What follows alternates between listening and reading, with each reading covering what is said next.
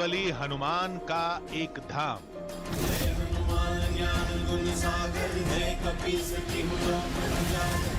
500 साल से भी पुराना एक शिवलिंग, 3 संतों की समाधि और गद्दी पर बैठे एक गुरुदेव। इन 4 कोनों के बीच चमत्कार की एक दुनिया बसती है जो कदम कदम पर लोगों को चौंकाती है, सोचने के लिए मजबूर कर देती है। फरियादी के दिमाग में जो होता है वो बताने से पहले बाबा के कागज पर छप चुका होता है। आपका नाम शकुंतला देवी है, गर्भाशय में दिक्कत है, कैंसर नामक रोग हुआ, गंभीर हालत है, 3रे स्टेज का है, डॉक्टर को दिखवा लिया, आराम नहीं लगा। पीयूष अग्रवाल, गुजरात, बच्चा गंभीर हालत में परेशान, खून में इन्फेक्शन, नस दबी, 1 साल से दवा काम नहीं कर रही, गर्दन में समस्या, चेतन विद्या की गई, लाभ होगा, आशीर्वाद।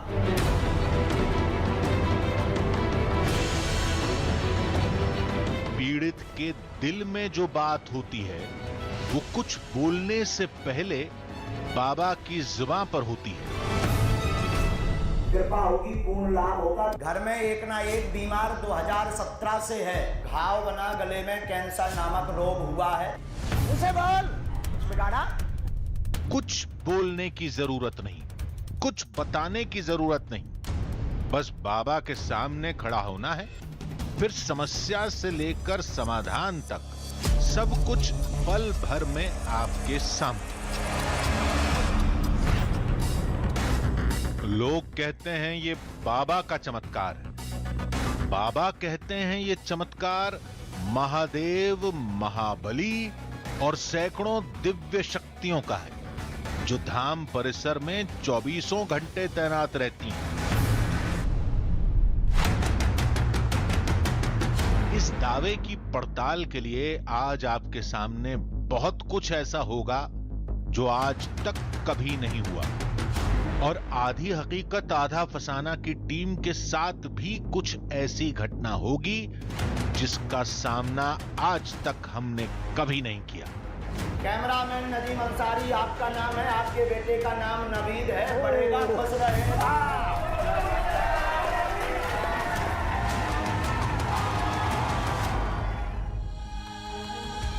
आधी हकीकत आधा फसाना। मन की बात जान लेने वाले को अंतर्यामी कहा जाता है, और दिव्य ग्रंथों के मुताबिक अंतर्यामी तो सिर्फ भगवान होते हैं। लेकिन धरती पर भी कुछ ऐसे लोग हैं जो बिना बताए सामने वाले की मन की बात जान लेने का दावा करते हैं।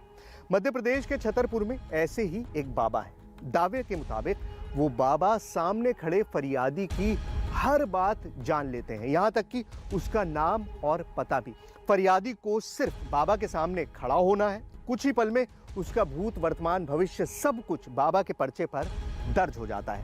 कहते हैं कि उस धाम में कुछ दिव्य शक्तियां हैं जो फरियादियों के मन की बात बाबा तक पहुंचाती हैं, और दावा तो यहाँ तक किया जाता है कि बाबा की लिखी एक एक बात 100% सच होती है। लेकिन भला हम ये बात कैसे मान लेते हैं? चलिए चलकर देखते हैं बाबा के धाम में जो होता है वो कैसे होता है।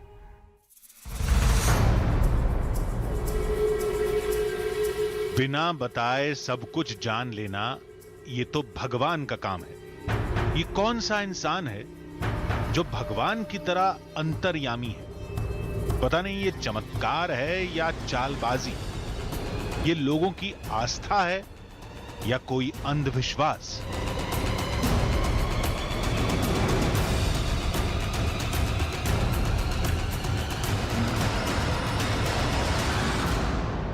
तो ये है बागेश्वर धाम। बड़ी छोटी सी नॉन डिस्क्रिप्ट जगह है। साल 2 साल पहले अगर आप पन्ना या छतरपुर में पूछते तो शायद ही कोई आपको बता पाता, लेकिन पिछले कुछ सालों से ये जगह सोशल मीडिया पर बेइंतहा वायरल है। वजह यह है कि यहाँ पर एक पर्चा बनता है, दरबार लगता है, और आपकी हर जानकारी को उस कागज़ पर दर्ज कर दिया जाता है, वो भी बिना आपसे पूछे। सवाल यह है कि ये सब होता कैसे है? क्या वाकई ऐसा होता है या इसमें कुछ ट्रिक इन्वॉल्व है? हमको नहीं पता। हमने सिर्फ वीडियोस देखी हैं जिसमें हज़ारों की तादाद में लोग आते हैं और उनको उनके हर सवाल का जवाब बिना कुछ बोले मिल जाता है। तो बागेश्वर धाम पहुंच गए हैं। आइए देखते हैं कि इस दरबार में आखिर होता क्या है। जो भी होगा कुछ देर बाद सबके सामने होगा।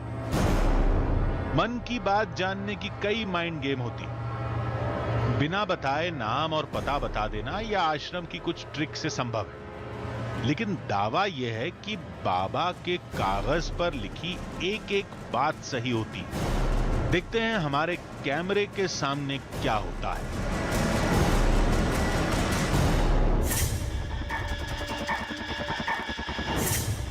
किसी को सूचना दिए बगैर हमारी टीम सीधे दरबार में पहुंच गई, जहां सैकड़ों की तादाद में लोग मौजूद थे।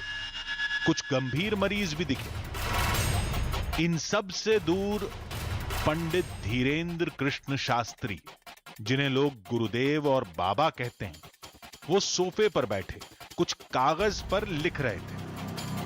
बाबा की बातें सुनकर लोग उनके चरणों में लेट जाते।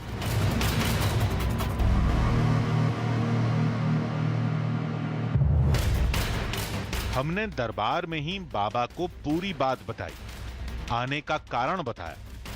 हैरत तो तब हुई जब बाबा ने इस रियलिटी टेस्ट के लिए तुरंत हामी भर दी और तुरंत अगला पर्चा लिखने में जुट गए। फिर बाबा ने एक आवाज लगाई। कुछ नंबर रात्रि के रह गए थे। 2-3 दिन से कौन कौन रुका हुआ है? अच्छा, 2-3 दिन का है। इमरजेंसी नंबर आइए। फरियादियों का कोई क्रम पहले से तय नहीं था। इस महिला को बिना नाम और नंबर के बुलाया गया। बिना कुछ बोले महिला बाबा के पास बैठ गई। बाबा लगातार कागज पर लिखते जा रहे थे। हमारी हर हरकत पर नजर थी। लिखने के बाद बाबा ने महिला को करीब बुलाया। नजदीक आए माता जी। बोलो बागेश्वर धाम की। बोलो माता जी। कार जी है बालाजी के चलो। हैं? रोग दो बना। कहाँ से आई आप? दिल्ली से। दिल्ली से आई हैं। दिल्ली में कहाँ रहती हैं? दिल्ली में हमारे में गाजियाबाद। हैं? गाजियाबाद। गाजियाबाद में रहती हैं। अच्छा अच्छा। पहली बार आई हैं? हाँ जी, पहली किसी को बार। अपना प्रश्न बताया? हमें किसी ने बताया था, कोई छतरपुर की रहती तो हम पंडित जी। अच्छा, उन्होंने दिल्ली में रहते बताया। हैं। हाँ, उन्होंने एड्रेस। किसी को आपने अपनी परेशानी तो नहीं बताई? यहाँ नहीं ऐसे। पूछिए, क्या पूछना है? हम- हम पढ़वाएं आपको? हम- पढ़ी लिखी हैं? नहीं, हम पढ़े लिखे अब नहीं। और बढ़िया। किसको पढ़वा? तुम्हें पढ़वा दें? हमारी टीम से ही उस महिला का पर्चा पढ़ने के लिए कहा गया, जिसे बाबा ने महिला के बताए बिना लिखा था। आपका नाम शकुंतला देवी है। गर्भाशय में दिक्कत है। कैंसर नामक रोग हुआ। गंभीर हालत है। 3रे स्टेज का है। डॉक्टर को दिखवा लिया, आराम नहीं लगा। धीरे धीरे लाभ होगा। 2022 28 अगस्त तक स्वस्थ होगी। आशीर्वाद।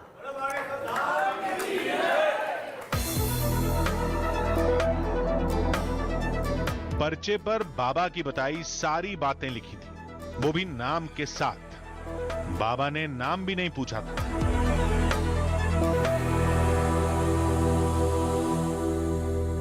गर्भाशय में बताओ, बच्चादानी में दिक्कत बताई? हाँ, बच्चेदानी में दिक्कत ले है। भैया ये पढ़ पर्चा। बहुत दूर हुआ है, भोपाल में भी हुआ है और जब एम्स में इलाज चल रहा हो। ये पढ़ ले भैया। बाबा यही नहीं रुके, महिला से जुड़ी और भी कई बातें बताने लगे। घर में एक ना एक बीमार 2017 से है। सिरवा पेट की पीड़ा बनाते हैं। मकान स्थान आप बदल चुके हैं। मकान आप स्थान बदल चुके हैं। 2017 से धन की तंगी भी बनी हुई है। ये 3 प्रश्न लेकर के आप बागेश्वर बालाजी के दरबार में आई हैं। आपको बताई हुई तारीख में लाभ होगा, पर राम नाम का जाप करना पड़ेगा।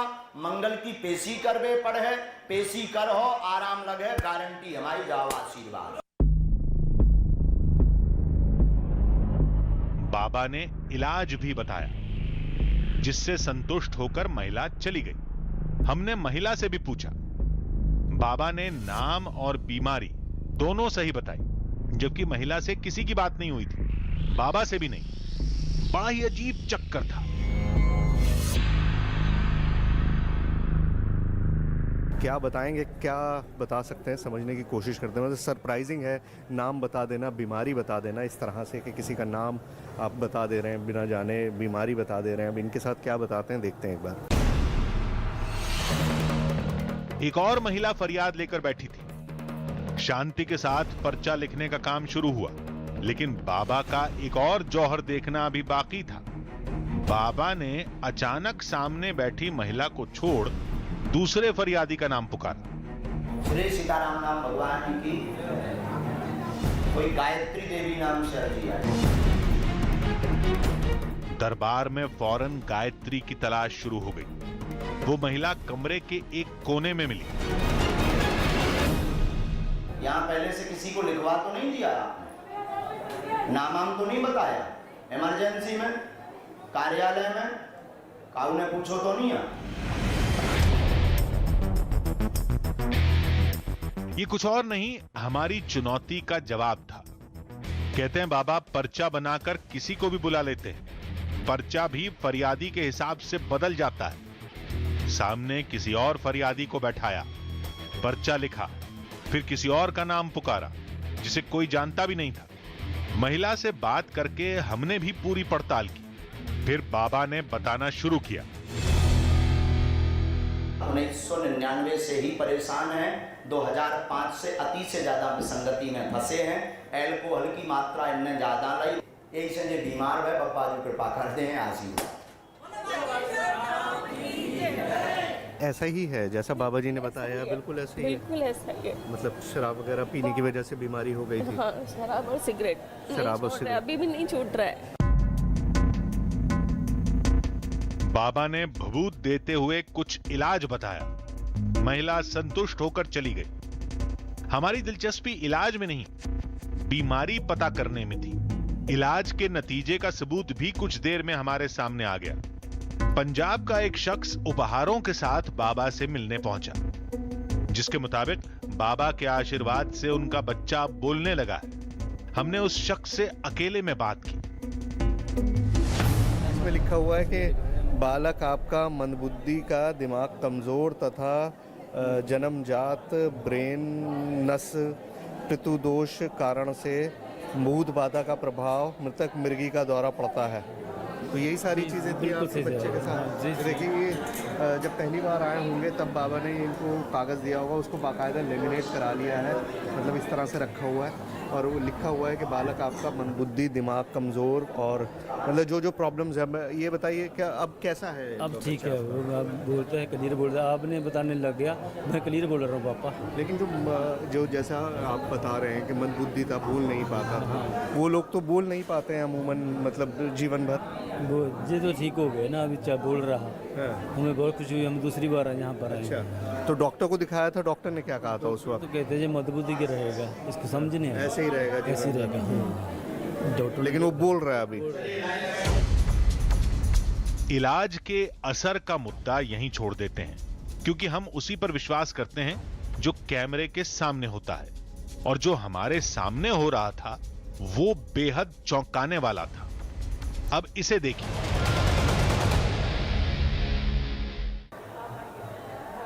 तुम्हारे घर से हैं, पढ़ी लिखी हो? अब और बड़ी बात, हमने लिखा गुम गए हैं, पति हैरान है, उन्हीं को परिवार ढूंढ रहा, उसी कारण उत्पात घर में मचा है, व स्वास्थ्य भी खराब बना रहता है। पता लगेगा, वर्तमान में मकान से 177 किलोमीटर की दूरी में है। पता जानकारी लग जाएगी, किसी कंछेदी नाम के एक रिश्तेदार के द्वारा जानकारी लगेगी और घर आ जाएंगे, पर 17 दिन लगेंगे। आशीर्वाद। माता जी, है आपका कोई रिश्तेदार कंछेरी नाम का? हाँ, पन्नों गाँव में है, रिश्तेदारी है। अच्छा। हाँ, इनसे पूछो कि नाम तो नहीं रिश्तेदार को बताता हो तो इतने काऊ नहीं, अपना तो बताता है आदमी, रिश्तेदार का थोड़ी आके बताए। इतने काऊ में बता तो नहीं तो जाओ का आशीर्वाद। इस महिला के पति कुछ महीने से लापता हैं। बाबा ने मामले को हूबहू कागज पर उतार दिया। चमत्कार इलाज बताने या भभूत के असर में नहीं, लोगों के मुताबिक चमत्कार बिना बताए समस्या बता देने में है, बिना बताए बीमारी का नाम लिखने में है। दरबार में दूर बैठी महिला का नाम लेकर बुलाने और उसकी सटीक भविष्यवाणी में है। चमत्कार फरियादी के उस रिश्तेदार का नाम बताने में है जो धाम से सैकड़ों मील दूर एक छोटे से गांव में बैठा है। कंछेदी नाम के एक रिश्तेदार। अब तो हमारी टीम को भी चमत्कार के इस चक्रव्यूह से बाहर निकलने के लिए सोचना पड़ेगा। लेकिन क्या पता था, सबसे बड़ी पहेली से सामना होना अभी बाकी था।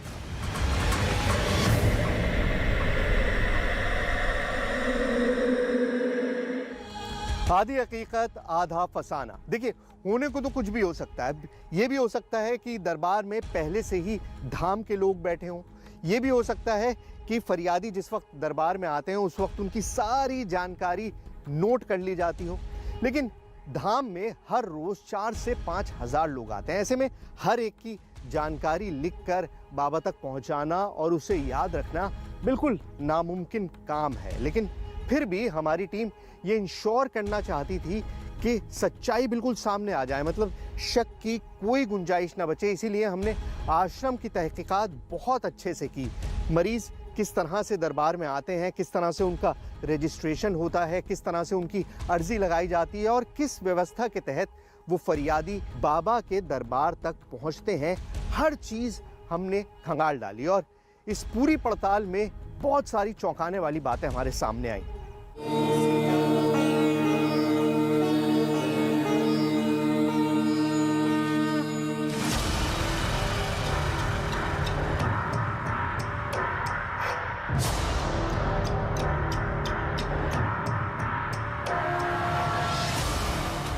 धाम में उमड़ी इस भीड़ को देखिए।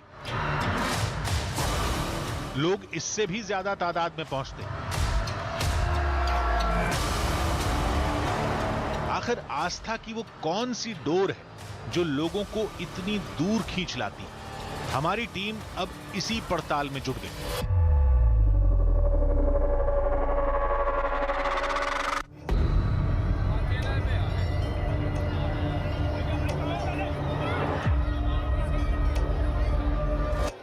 ज़रा भीड़ का आलम देखिए, हज़ारों की भीड़ है। इतनी छोटी सी जगह है जहां पहुंचना मुश्किल है, जिसके बारे में लोगों को पता नहीं है, जिसके बारे में कोई जानकारी नहीं है। सोशल मीडिया के ज़रिए खबरें चली हैं, लेकिन लोग उम्मीद के साथ, इस उम्मीद के साथ कि उनकी सारी परेशानियां हल हो जाएंगी, उनकी बीमारियां दूर हो जाएंगी, उनके साथ जो दिक्कतें चल रही हैं वो सब दूर हो जाएंगे, इस उम्मीद के साथ हज़ारों की भीड़ इस तरह से बागेश्वर धाम में आती है और बिल्कुल डॉक्टर की तरह पर्चा बनवाती है और इंतज़ार करती है कि किस तरह से, जैसे डॉक्टर दवाइयाँ लिख के देता है, आप किसी MBBS डॉक्टर के पास जाते हैं, किसी फिजिशियन के पास जाते हैं, वो आपकी पूरी बीमारी वगैरह लिख देता है, लेकिन बीमारी जानने के लिए टेस्ट करवाता है। यहाँ पर वो सब नहीं होता और उसी लिए ये भीड़ है। हज़ारों की तादाद में ये लोग हैं जिनको पता है कि यहाँ पर जाएंगे, बाबा के सामने खड़े होंगे और उनके हाथ में एक पर्चा दे दिया जाएगा जिसमें वो सब कुछ लिखा होगा जो उनके दिल में है, जो उनके दिमाग में, और किसी को नहीं पता है, लेकिन फिर भी उस पर्चे पे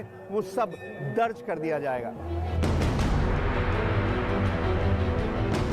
पहले यह पता करते हैं कि धाम में आने और बाबा के सामने पहुंचने के बीच फरियादी कितनी प्रक्रिया से गुजरते हैं। हो सकता है रहस्य इसी में छुपा हो। धाम पहुंचने पर फरियादी को सबसे पहले रजिस्ट्रेशन कराना होता है इस जगह पर। यहीं से टोकन मिलता है और टोकन लेने के दौरान कुछ जानकारी देनी होती है। इस ऑफिस में आकर आपको टोकन लेना पड़ता है और टोकन के लिए पर्ची आपने बनाई जाते हैं जिसमें आपका नाम लिखा होता है, स्थान और मोबाइल नंबर लिखा होता है और फिर उस पर्ची को आप यहाँ दे देते हैं। मतलब 3 चीज़ें हैं जो आप बताते हैं। पहला आपका नाम, दूसरा आपका कहाँ से आए हैं और तीसरा आपका मोबाइल नंबर। यहीं से सूचना लीक होने की आशंका जताई जाती है। बाबा बिना बताए फरियादी का नाम और जगह बता देते हैं। कहते हैं टोकन की इस व्यवस्था से यह संभव है, लेकिन यह पूरा सच नहीं है। ये नंबर इमरजेंसी वाले लगते हैं जो टोकन सिस्टम के अलावा प्रति दिवस 30 से 40 इमरजेंसी आती है। हम सपोज दैट उनका नाम लिख लेंगे, उनकी बीमारी लिख लेंगे। इसके अलावा जो 60 टोकन नंबर प्रतिदिन बांटते हैं या भीड़ में से हज़ारों लोगों में से बुला लेते हैं, तो ये तो पॉसिबिलिटी नहीं है कि हज़ारों लोगों में से हम हज़ारों लोगों की उनकी समस्याएं लिख के रखें और किसी से भी जाके कहते हैं कि आप किसी को भी उठा लाएं, ये पर्चा उसी का होगा। ये तो पॉसिबिलिटी नहीं है ना, तो ये नहीं है। ये तो हमने भी देखा था, बाबा दरबार में किसी का भी नाम पुकार लेते थे, कभी किसी के घरेलू नाम से, कोई गायत्री देवी नाम से,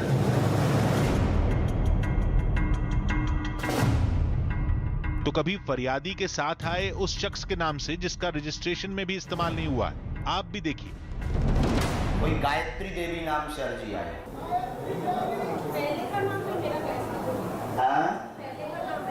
पहले का नाम नाम वगैरह किसी ने पूछा आपसे? नहीं, मैं कहीं भी नहीं। कोई नाम वाम आपने नहीं बताया? के साथ आई पहले। अच्छा, पर्चा बनवाया बस आपने यहाँ पे, वो टोकन?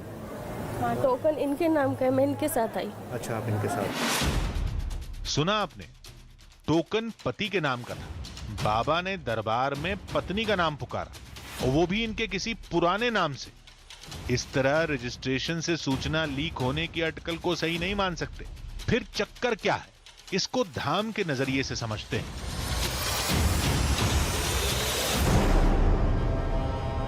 चमत्कार की उस कहानी को सुनते हैं जिसमें लोगों की गहरी आस्था है, और इसकी शुरुआत होती है यहां से, जहां रजिस्ट्रेशन कराने के बाद फरियादी बालाजी यानी महाबली हनुमान और महादेव शिव को अर्जी देने पहुंचते हैं।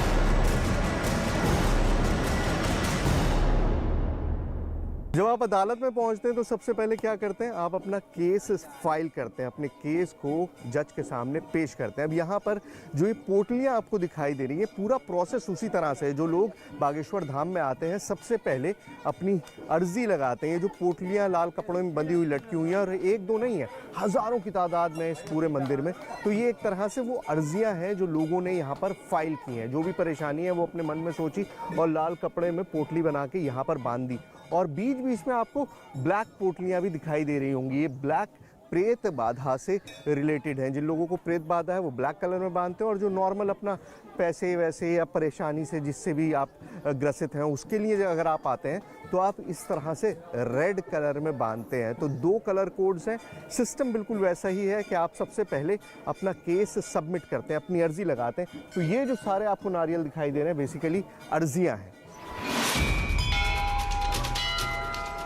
इसी जगह पर महादेव और महाबली का मंदिर है, जहां अर्जी लगाने के बाद फरियादी मंदिर की 21 बार परिक्रमा लगाते हैं। इस दौरान मन में मुराद को लगातार दोहराया जाता है। मान्यता यह है कि इस जगह पर धाम की पूरी शक्ति निवास करती है। तो बागेश्वर धाम के अगर सेंटर पॉइंट की बात करें, मतलब वो चीज़ जो बहुत पहले से एग्जिस्ट कर रही है, तो 2 ही हैं यहाँ पर। एक शिव मंदिर है और दूसरा ये जो आपको बालाजी का मंदिर दिखाई दे रहा है, बेसिकली दक्षिण मुखी हनुमान का जो मंदिर है वो यहाँ का सेंटर पॉइंट है। और जो महाराज जी हमेशा बात करते हैं, जैसे भी आपने सुना होगा, जो वीडियोस देखे होंगे उसके अंदर वो बात करते हैं कि सारी शक्ति जो उनकी मिलती है वो यहीं से मिलती है, बालाजी के दरबार से मिलती है। तो ये आप समझिए सेंटर पॉइंट है और इसी की परिक्रमा लगानी होती है। 21 परिक्रमा आपने अपनी फाइल लगा दी, उसके बाद आप 21 परिक्रमा लगाते हैं, 21 बार मंदिर के इर्द गिर्द घूमते हैं और उसके बाद फिर आपकी पेशियों का सिलसिला शुरू होता है। तो हर मंगलवार को लोग आते हैं, हर रोज़ आते हैं और लगातार परिक्रमा जो है यहाँ पर चलती रहती है।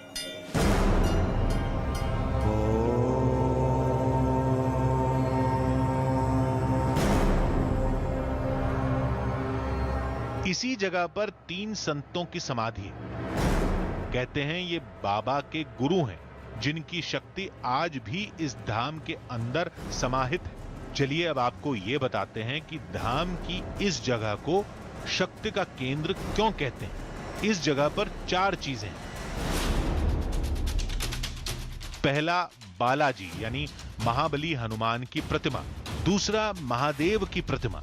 तीसरा, बाबा के गुरुओं की समाधि। और इसी जगह मन्नत के नारियल बांधे जाते हैं, जिसकी 21 परिक्रमा करते हुए फरियादी मन्नत को दोहराते हैं। दावा यह है सैकड़ों साल पुरानी मूर्तियों और समाधि की दिव्य शक्ति की वजह से इस जगह पर हजारों अलौकिक शक्तियों का वास है। जो लोगों की मन्नत की जानकारी बाबा तक पहुंचाती हैं और बाबा बिना किसी के कुछ बोले, बिना कुछ बताए मन की सारी बातें जान जाते हैं। कोई भी आता है तो अलग अलग प्रकार की अर्जी लगती है, यानी भूत प्रेतों यानी तांत्रिक बोझ जिनको रहता है उनके लिए काले कपड़े में अर्जी बांधी जाती है और जो मनोकामना रहती है उसके लिए रेड कपड़े में, और शादी ब्याह के लिए येलो कपड़े में 21 पैकर्मा लगा के जो मनोकामना होती है वो बालाजी के यहाँ बोलते हैं और उनसे वो करके जो वहाँ वो करते हैं वही महाराज जी के पास खबर आ जाती है। अगर आपको भूत प्रेत से संबंधित कोई भी बाधा है, भूत प्रेत प्रसाद से संबंधित आपको कोई भी शक्ति ऐसी आपको लग रही है या आपके परिवार में या आपको कहीं पे भी बताया गया, तो आप वहाँ मंदिर में पहुँचेंगे तो आपको स्वतः आंतरिक मार पड़ने लगेगी। वो दिखेगी नहीं कहाँ से मार पड़ रही है, कैसे मार पड़ रही है, लेकिन वहाँ पे आपको आंतरिक मार पड़ेगी। ये सबसे बड़ी शक्ति है। ये गुरुदेव उपस्थित हों या ना हो, गुरुदेव अगर धाम से बाहर भी हो ना तब भी ये होता है। जो लोग लंबे समय से आ रहे हैं, बाबा से मिलते हैं, धाम की व्यवस्था से जुड़े हैं, इनका दावा है कि धाम की अलौकिक शक्तियों का एहसास कई बार किया गया है। आपने बहुत पास से एक्सपीरियंस किया है। जी जी। आप खुद बताइए, क्या आपने वाकई महसूस किया है कि कोई अलौकिक शक्ति है या बस नहीं है सर, शक्ति है। हमने खुद महसूस किया है, जाते भी रहते हैं, मतलब हफ्ते में तो मान लीजिए जाना आना लगा ही रहता है। जब मन हुआ तब चले गए, तो विश्वास भी है और कोई ऐसा मतलब वहाँ पे कोई ऐसी चीज़ नहीं है कि मतलब फ्रॉडपन हो या कोई उस तरह का हो, जो है सच्चाई है सामने है।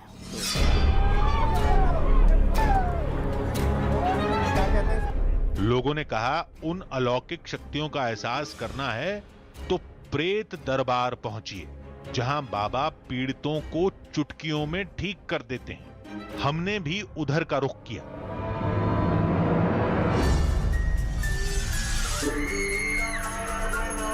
अभी मुझे बताया गया है कि प्रेत दरबार लगता है। प्रेत दरबार मतलब यहाँ पर जिन लोगों के ऊपर प्रेत का साया होता है, जैसा लोग मानते हैं, वो यहाँ पर आते हैं और उनका इलाज होता है। किस तरह से होता है, आइए देखते हैं। पूरे दरबार में अजीब हरकतें हो रही, कोई चीख रहा था, कोई चिल्ला रहा था, कोई सिर पटके जा रहा था। कुल मिलाकर माहौल बेहद भयानक लग रहा था। देखिए, बाबा भी यहाँ पर आए भी नहीं हैं, सिर्फ ये आरती यहाँ पर आई है और यहाँ का माहौल बदल गया। अभी तक जो महिलाएं बहुत शांत बैठी हुई थी, वो अजीबोगरीब तरीके से चीखना, चिल्लाना और शोर मचाना शुरू कर दिया। आप बिलीव नहीं कर सकते कि अभी चंद मिनटों पहले तक ये सब लोग ठीक बैठे हुए थे। अभी बाबा जी नहीं आए हैं, लेकिन उसके बावजूद प्रेतों की हालत आपके सामने है। तभी दरबार में बाबा पहुंचे और देखते ही देखते दरबार में चीख पुकार और तेज हो गई। बाबा के हाथ हरकत में आए, कुछ मंत्र बुदबुदाना शुरू किया और इसके साथ ही लोग तड़पने लगे। ये देखिए, एक उंगली का इशारा होता है और सारे लोग जो है वो अजीबोगरीब तरीके से फ्रेंजी में आ जाते हैं, नाचना शुरू कर देते हैं।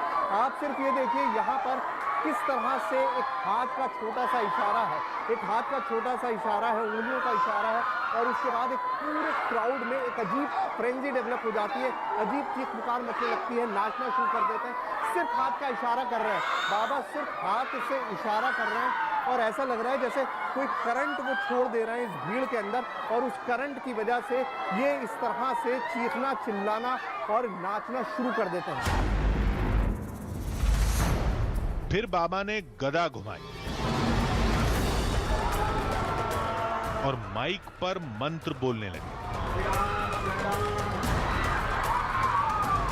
अब दरबार का माहौल भयानक रूप ले चुका था।